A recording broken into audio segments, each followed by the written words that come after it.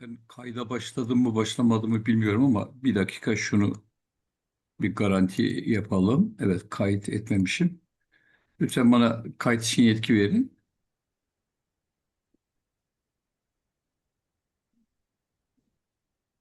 Evet, şu anda verdiniz galiba. Tamam. Buyurun Metin Bey. Çok teşekkür ediyorum. Peki dedik. Burada karışıklık oldu bende de. Evet, İstanbul'dan hepinize yine selamlar. Sizleri görmekten mutlu olduğumu belirtmek isterim. Teşekkür ediyorum davetiniz için de.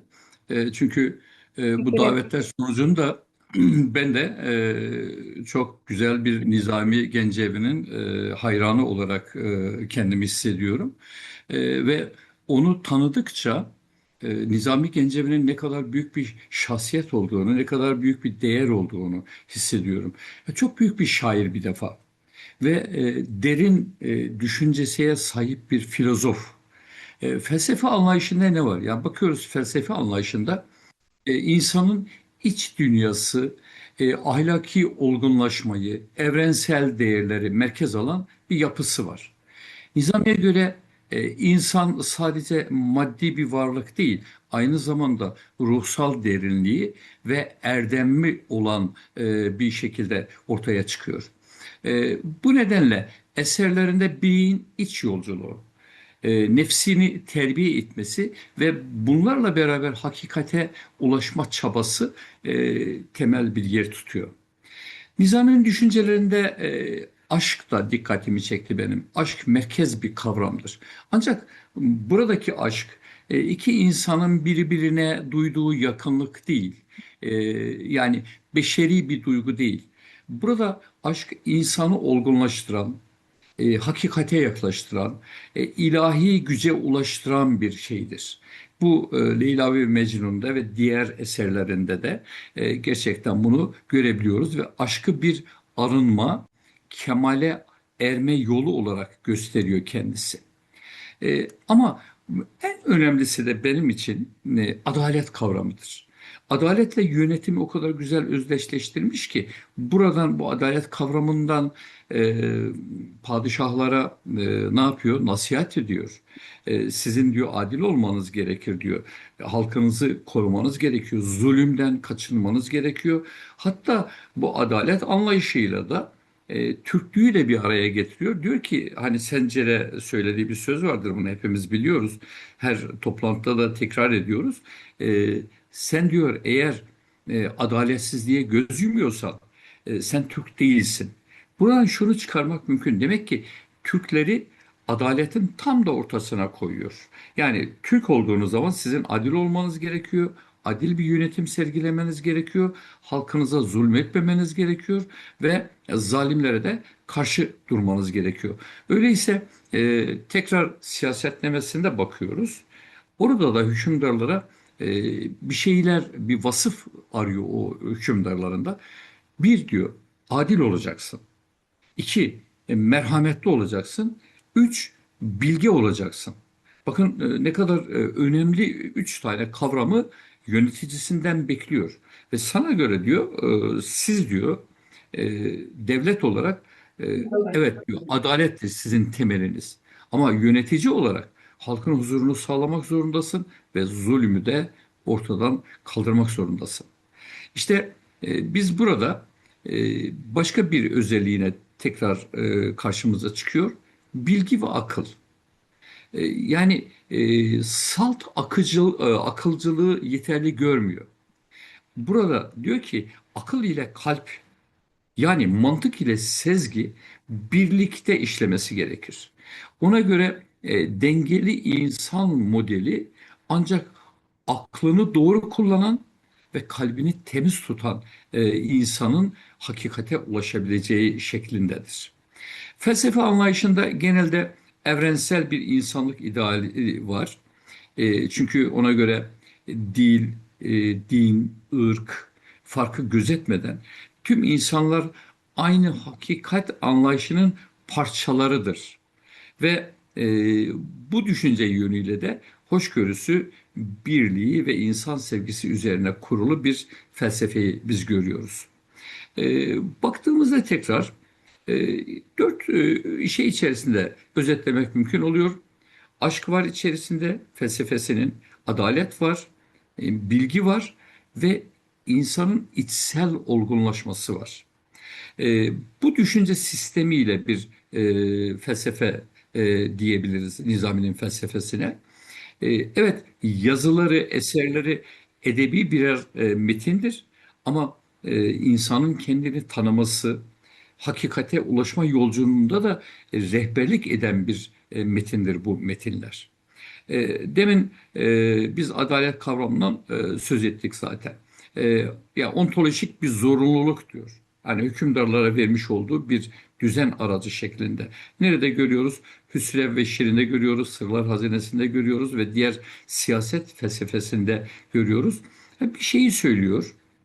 Diyor ki sizin bir gücünüz olabilir, bir gücünüz var. Çok güçlüsünüz, çok kuvvetlisiniz, kılıcınız çok keskin ya da sizin bir sözünüzle harekete geçecek yüzlerce emrinizde çalışan insan var, asker var, personel var, neyse.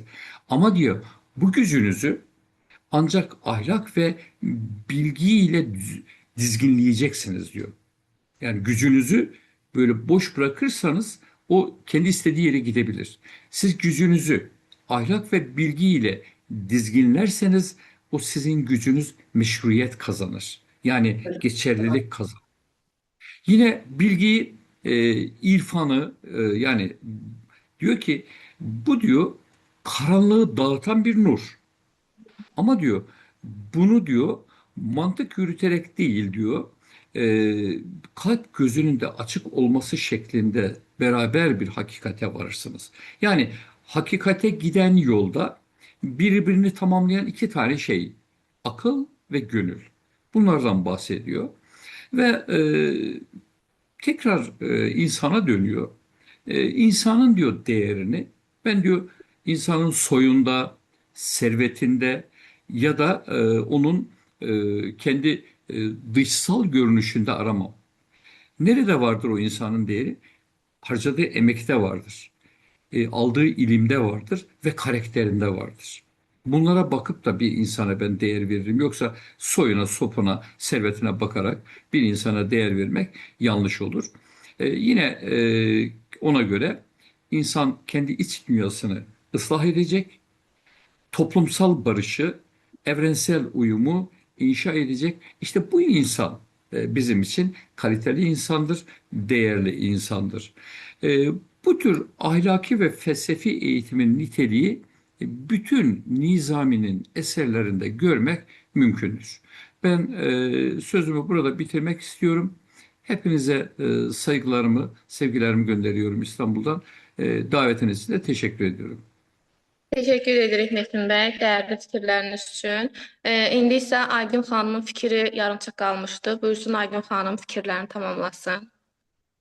Buyurun Aygün xanım.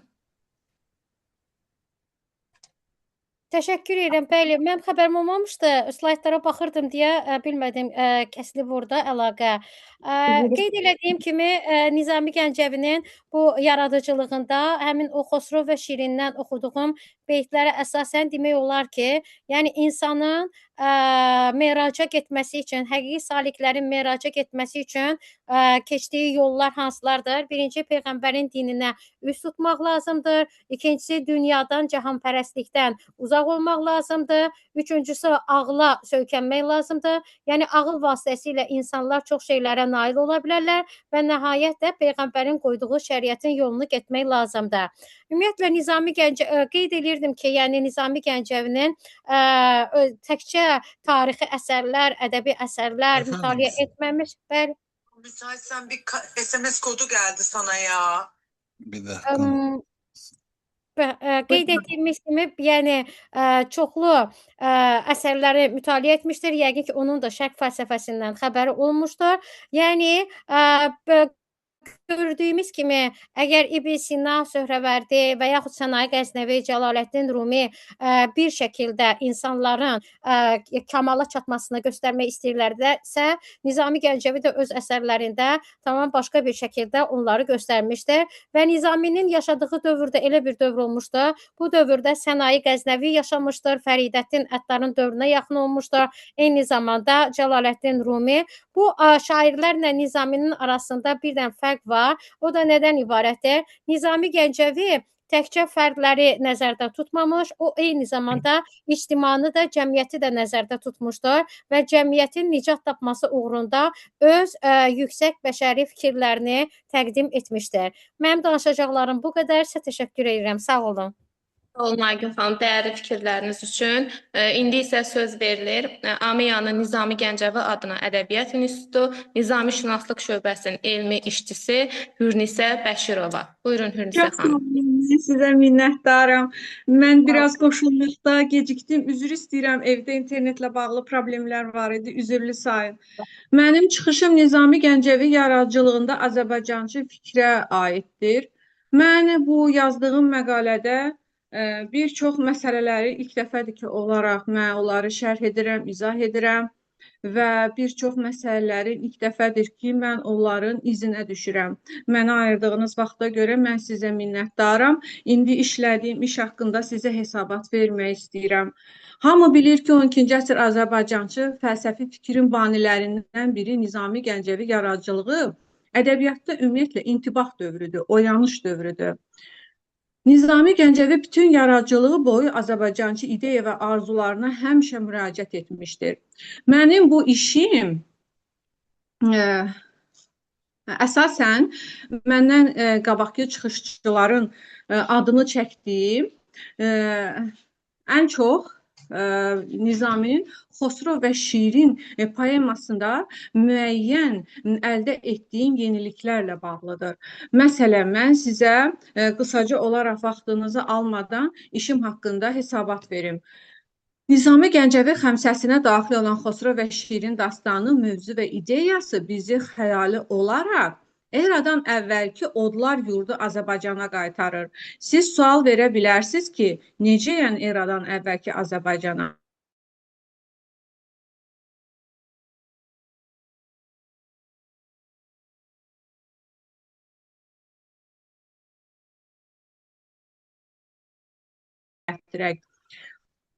Bu nümunə Nizami Gəncəvi dövründən hələ 1000 illər öncə mövcud olmuş Azərbaycan Türk fəlsəfi fikri barəsində bu dastan bizə məlumat verir.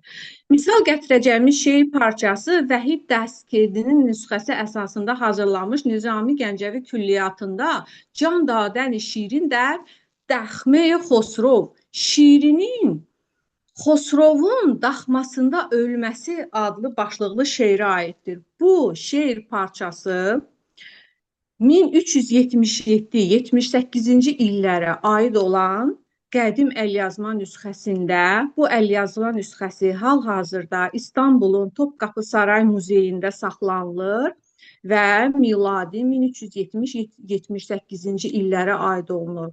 Bu şeir parçası həmin nüsxədə Xosrovun sərdabəsində Şirinin ölməsi kimi başlığa aiddir. Yuxarıda nümunə gətirdiyimiz şeir başlıqlarına biz diqqət salanda, diqqətlə oxuyanda mühüm tarixi faktın saxtalaşdırılmasının şahidi oluruq. Belə ki, nümunə çəkilmiş ən qədim əl yazma nüsxəsinə aid olan başlıqda Xosrov şahı dəfn etmək üçün Məşəd şəhərinə aparırlar. Həmin şeir parçası Azərbaycan dilində tərcümədə Xosrov şahı dəfn etmək üçün şəhid olduğu yerə gətirildiyi və Şirinin də özünü orada öldürdüyü bilinir. Azərbaycan dilində tərcümədə. Yəni, bu şeir parçasında Məşhəd sözü şəhid olduğu yer kimi tərcümə olunub. Bəli. Amma H750 nömrəli əlyazmada qətlə yetirilən Xosrov şahı dəfn etmək üçün təmtəraqla Məşhəd şəhərinə aparıldığı və Şirinin də özünü orada öldürüldüyü deyilir.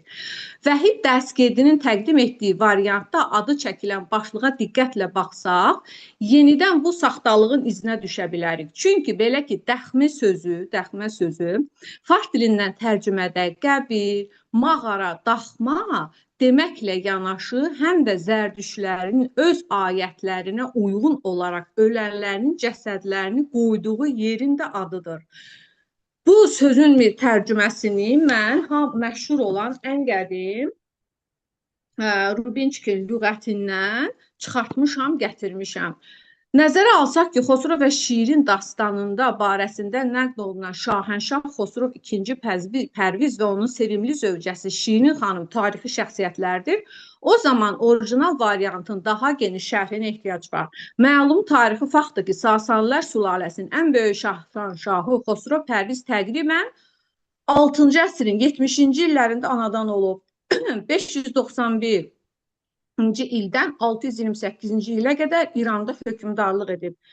Eyni zamanda həm də nəzərə almalıyıq ki, Nizami Gəncəvinin çox böyük məhəbbətlə qələmə aldığı Xosrov və Şirin dastanı şairin dediyi kimi əfsanə deyil, həqiqətdir. Gərək bu əfsanəni oxuyub ibrət alasan, deyib Nizami Gəncəvi. Həqiqi eşq dastanının məntiqi əsasıdır. Şairin dili ilə əfsanəyə çevrilib, yəni bu dastan təsvir olunan iki aşiqin faciəsi sonluğu, şairin təxəllülü deyil, həyatın doğurduğu həqiqi eşq əfsanəsinin məntiqi nəticəsidir. Mən öz işimdə, məqaləmdə həmin başlığa aid olan şeiri bənd təhlil eləmişəm. Allah qoysa Gəncədə çap olunan Nizamşünaslıq dərgisində bu məqalənin də geniş izahı çap olunmaq yəni təklif olunub. Mən etiraz eləməmişəm. Çox sevinirəm. Ümid eləyirəm ki, bu məqalənin daha geniş variantı ilə siz orada tanış olarsınız. Sizin çox vaxtınızı almayın. Mən məqalədən əsas özümün də çox qiymətli bildiyim materialları sizə izah eləmək istəyirəm. Nizami özü deyib ki, həmin şeirdə mən bu dastanın bəyazını, yəni kiçik həcmli anotasiyasını, kitabını Bərdədən, ağsaqqallarından almışam. Bu tarixi onlar mənə veriblər. Mən nə qədər Xosrov və Şirin dastanının sirlərini izah eləməyə çalışmışamsa, onlar bir o qədər sirli qalıblar. Mən məqaləmdə Nizaminin bizə üstü örtülü dediyi, gizli dediyi məsələləri çalışmışam ki, incəliklə, nazikcəsinə şərh edim. Mən orada Bistun, Şəbdizin şəkli, Mədayində Pərvizin qəsri, Fərhadın süd arxını dəlməsini çox məhəbbətlə izah eləməyə çalışmışam və sizdən xahiş edirəm ki, həmin məqaləyə baxasınız. Mənim ən çox sevdiyim və sizə çatdırmaq istədiyim məqam məhz Azərbaycançı fəlsəfi fikrin eradan əvvələ dayanmasıdır. Türkçülük fikrinin eradan əvvələ dayanmasıdır. Belə ki, bu məqalədən biz belə bir məsələlər əldə edirik ki, əslində neçə illərdir nizamşünasların bizə təlqin etməyə çalışdığı bir məsələ var ki, güya ki, Xosrov şəhid olduğu yerdə dəfn olunub, amma H750 nömrəli əlyazma bizə bu məlumatları verir ki, əslində belə deyil. Məşhəd qədim zərdüştlərin başkəntidir, paytaxtıdır. Məşhədin tarixi eramızdan əvvəl 3-cü, 4-cü əsrlərə qədər gedib çıxır. Nişapurda zərdüştlərin paytaxtı Nişapurda dilə getirilən Xosrov öz zövcəsi ilə bərabər Məşhəddə dəf olunub. Bu yerlərə xalq arasında səssizlik qalaları da deyilir. Bunu artıq elm qəbul edib. Deməli, yuxarıda misal gətirdiyimiz kimi dəxmə sözünün mənası zərdüştlərin öz ölülərini qoyduqlarını yüksəklik deməklərdir. Xalq arasında bu daxmalara həm də səssizlik qalaları deyilir. Bunlar hündür dağ zirvələrində yerləşən qala tipli ərazilərdir. Cəsədlərin vəhşi heyvanlar tərəfindən ətraf ərazilərə dağılmasının qarşısını almaq üçün bu dağ zirvələri hündür qala divarları ilə əhatə olunur. Bu səbəbdən ehtimal edirəm ki, müasir İran ərazisində Altay, Palmir dağlarından gətirildiyi ehtimal edilən zərdüştlər gəldiyi yolların oradan ehtimal olunur. Qədim türk tayfalarıdır. Onların atəşi müqəddəs hesab etmələri də təbii şəraitin tələbi ilə belə olub.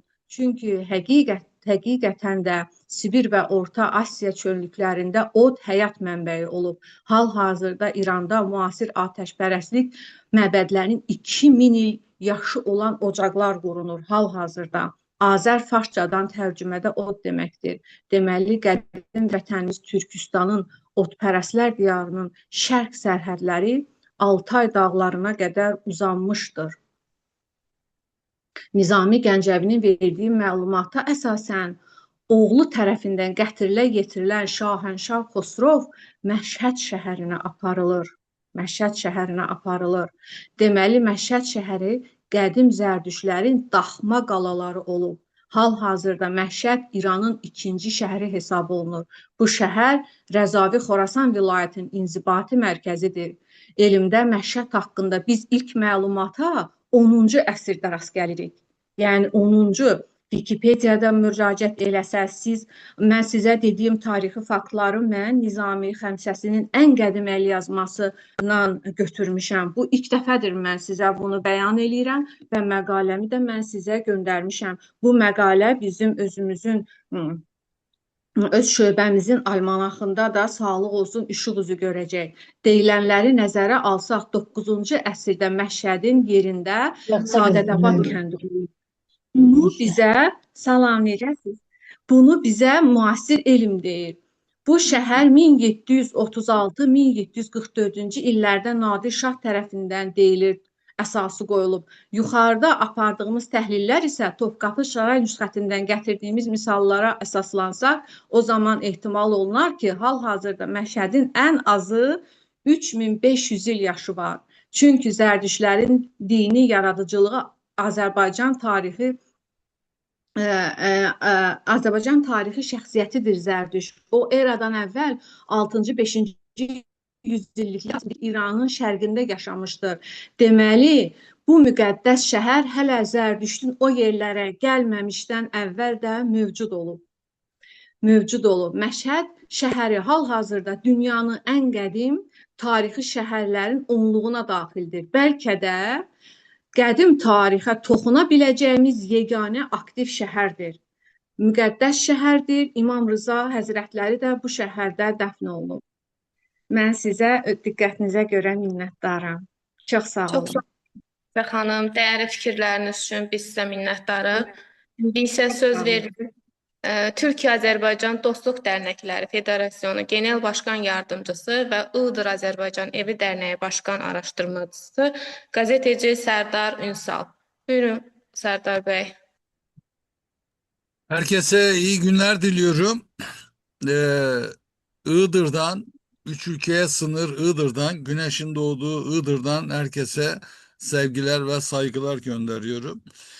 Bu Doğu Edebiyatı'nın ve düşünce dünyasının en önemli isimlerinden biri olan Nizami Gencevi'yi anlatmakla bitiremeyiz. Değerli konuşmacılar da bu konuda fikirlerini belirttiler. 12. yüzyılda yaşamış olan Nizami Gencevi sadece büyük bir şair değil, aynı zamanda da derin bir düşünürdü, bir felsefeciydi, bir ahlak filozofu ve insan ruhunu anlamaya çalışan bir bilgedir. Onun eserleri edebiyatın ötesine geçerek felsefi bir derinlik sunmuştur bizlere. Onu iyice incelemek ve okumak lazım. Nizami'nin en önemli eserlerinden olan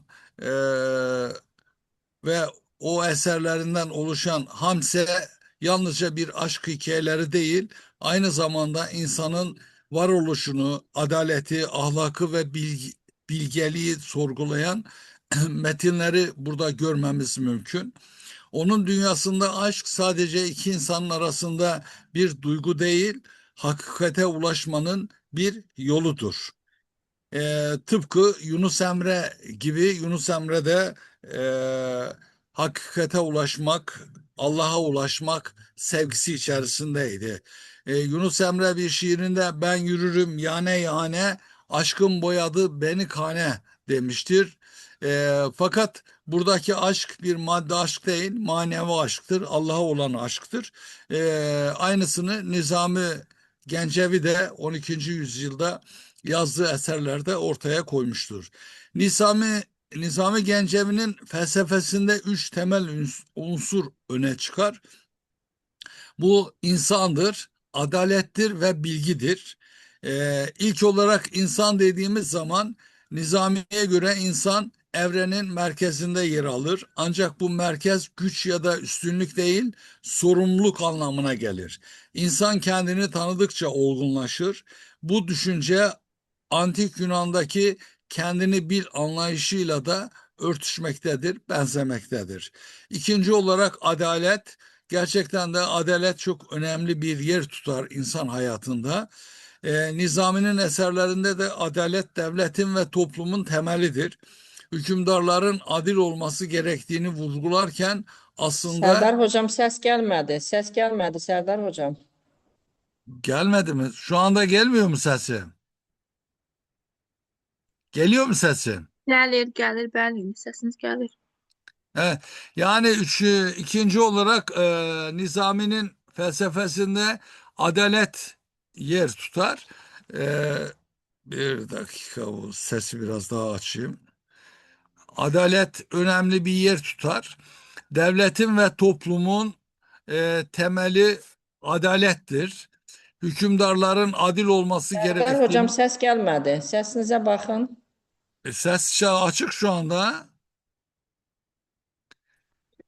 Ses açık. Güler Evet, Hanım, buyurun ben Sərdar Gəldi, hocam. duyuyorum. gəlin. Buyurun, buyurun. Konuşun. İndi gəldi səs. Yani sesim açık da bilmiyorum artık. Evet, de,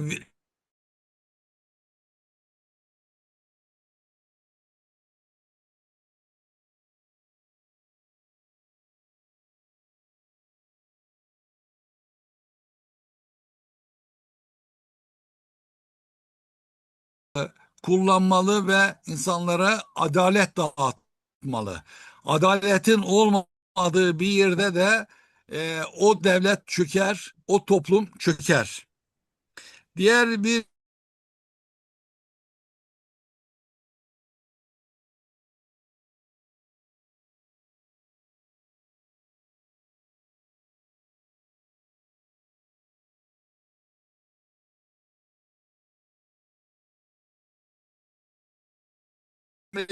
unsurdur. Herkes bilgili olmak zorunda, fakat bu bilgiyi de en iyi şekilde kullanmak zorundadır. Eğer bilgiyi yerinde kullanmazsak e, bunun hiçbir faydası demiştir ki oku almalı ve bilgiyi de insanlık alemi için en iyi şekilde kullanmalıdır. Nizami'nin eserlerinde sıkça gördüğümüz bir diğer tema ise aşk ile akıl arasındaki denge. Nizami ne yalnızca aklı ne de yalnızca duyguyu yeterli görür. Ona göre gerçek bilgelik bu ikisinin uyumundan ortaya çıkar. Aşk ve duyguyu, aklı bir arada dengeli bir şekilde götürmek gerekir. Nizami Gencevi'nin düşünceleri sadece kendi dönemine ait değildir. Bugün bile insanlık, adalet, barış ve anlam arayışı içinde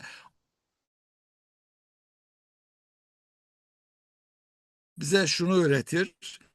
İnsan olmak sadece yaşamak değil, anlam aramak, adil olmak, hakikatin peşinden gitmektir. Kul hakkı yememektir. Bugün İsrail, ABD İran'a saldırmaktadır. Bu bir adaletsizliktir. E, Dünyadaki barışı zedelemektir. Halbuki Nizami şunu söylemiştir.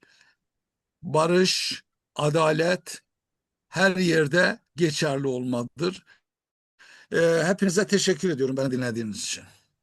Mən sizə təşəkkür edirik. Sərdar bəy, çox sağ olun dəyərli fikirləriniz üçün. Bəli, böyük mütəfəkkir Nizami Gəncəvi əsərlərində biz sevgi, ədalət, əxlaq, kamillik və insanın mənəvi inkişafı kimi universal dəyərlərin yüksək poetik və fəlsəfi ifadəsini görürük. Bu mövzuda çıxış edən bütün dəyərli məruzəçilərimizə və eyni zamanda iştirak edən qoruq əməkdaşlarına zaman ayırıb tədbirimizdə iştirak etdiyi üçün təşəkkür edirəm. Bu qədər, sağ olun hər biriniz. Mən də təşəkkür edirəm ki, bugünkü gündə bizim zaman ayırdılar.